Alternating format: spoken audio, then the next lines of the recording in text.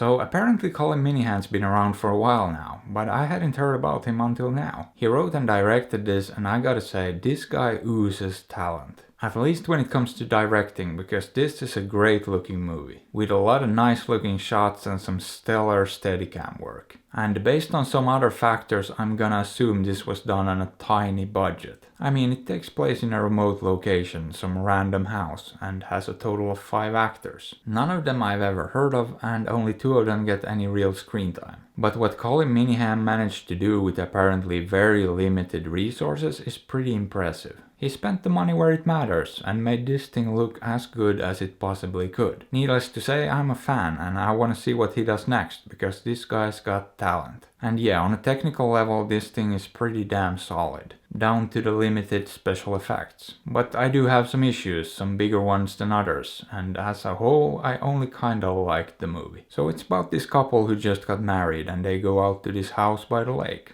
And almost immediately you start getting some weird foreshadowing. It starts building this pretty unsettling atmosphere, and I like that. And some facts are revealed that make it pretty clear that things aren't what they seem. I don't want to say much more than that, because the premise here is fairly simple. And the less you know going in, the better. But it's essentially a sort of horror thriller thing. And about 20-30 minutes into it, something happens that basically kicks the whole thing into gear. Something that made me go, well, okay then. And I was on board. And for a little while there it kept things interesting, but then it kinda started to unravel. There were just one too many things that didn't make that much sense. Just one thing after another that didn't seem realistic enough. I mean, I couldn't see a real person making these decisions that these characters make. I just didn't buy it. And part of that might have been the acting. I thought Brittany Allen was pretty solid, but Hannah Emily Anderson, she's definitely not bad, and I could see her pull off a less demanding role, no problem. But with this one you gotta dig pretty deep and show some real range. And you gotta go all out and really sell it, and I don't think she quite got there. If she had, I might have been able to overlook some of the more glaring flaws with the story. But as it stands, it wasn't enough, and yeah, the story kinda falls apart.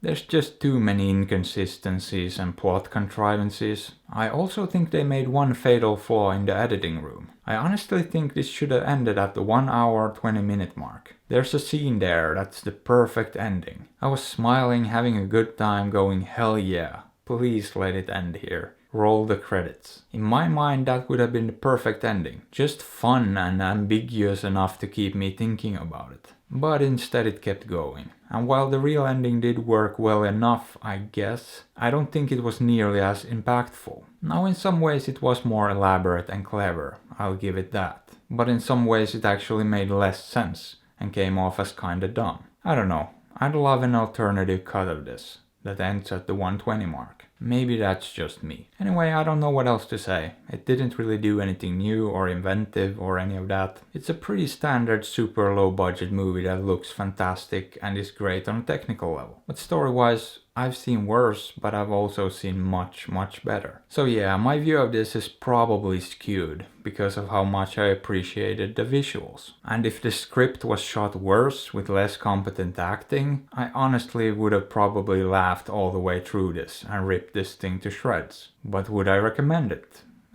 Kinda, not really. How about you decide? Skip it or don't, I'm not your dad.